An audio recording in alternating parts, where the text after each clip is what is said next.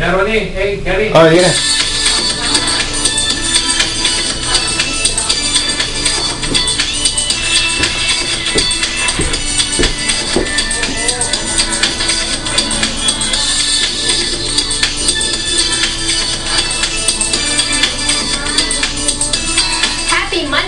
Welcome to Kababayan LA. This is Southern California's first and only locally produced daily show for Nabata Filipinos, where today we are going to be talking about a lot of things. The first thing, Kababayan Superstar is on again. We're resuming Kababayan Superstar. We're going to be giving you some dates later on in the show, so stick around for that. Yung semifinals, if you submitted your entry, and you can still submit entries, we're going to be giving you a brand new deadline also today on the show. Also today on Kababayan LA, we're going to meet a Filipino photographer with a very special talent. Yun pong mga subjects niya, ginagawa niyang kamukha ng mga Hollywood stars. So we're going to be talking to him later on in the show and also see some of the samples of his work. At ngayon din hapon sa Kababayan LA, syempre, pag-uusapan natin ang mga balita mula sa balita.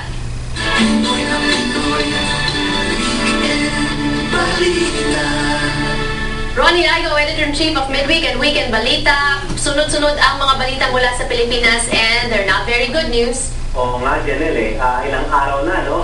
Dalawang bagyong pumalo sa ating bayan. So marami pa rin mga nasalanta at hindi lang yun, tumataas ang ating death toll. Ayan, pag-usapan muna natin yung sa Baguio. Ano na bang nangyayari ngayon? Marami tayong si Manny Pacquiao doon nagtitrain sa Baguio. Ano bang kalagayan ngayon sa Baguio? Oo, no? Na-isolate yata ang ating tinatawag na capital, summer capital, no? Ang tinatawag natin dating Little America kasi malamig dyan.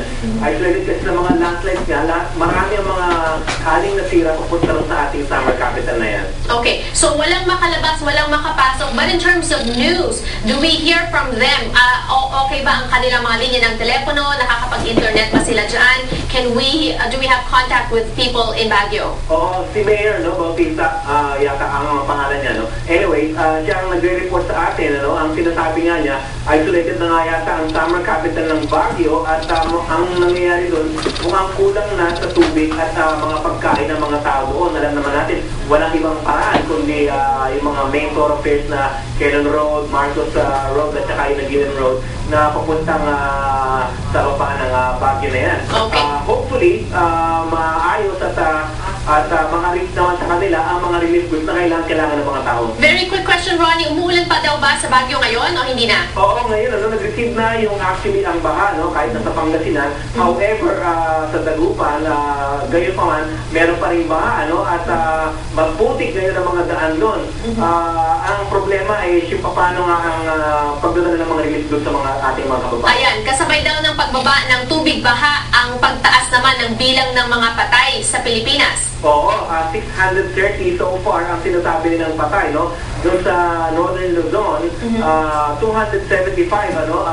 Ang mga nasalanta dyan kasi nga yung mga landslides at saka syempre yung mga kababayan natin ng mga bahay, mga nasalanta ng mga bahay at gaya na nabanggit ko, mga landslide. Okay. Ngayon, iminungkahi daw sa Senado, well, it's about time. At some people are saying maybe a little too late ang total log ban sa Pilipinas. Ano bang estado niyan ngayon? Oo, noong 1980s pa, no, sa Senate, pinapropose nila yung 25-year total log ban. Ano?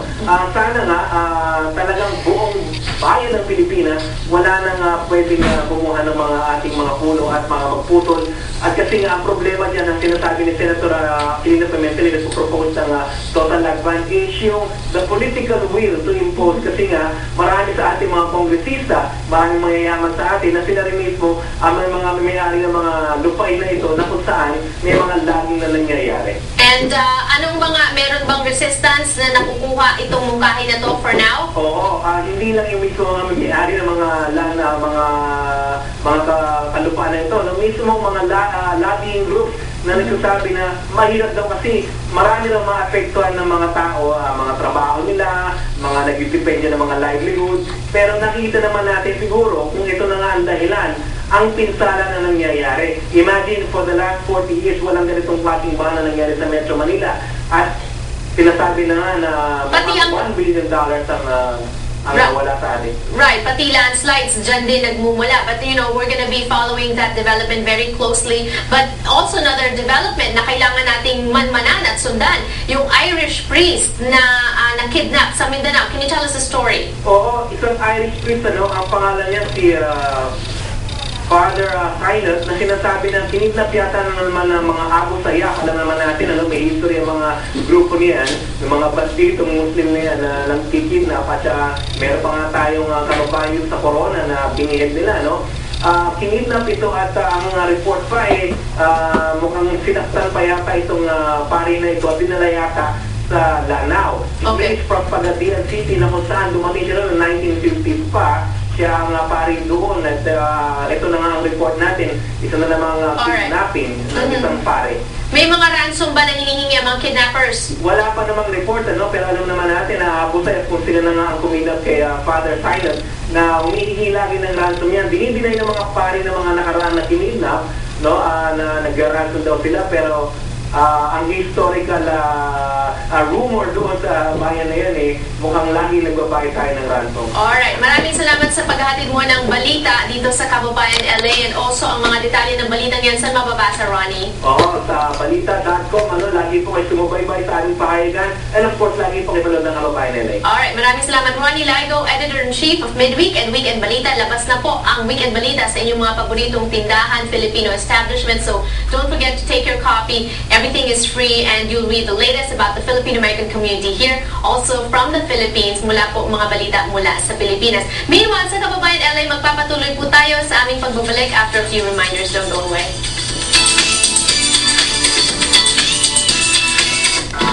Okay na yun dyan,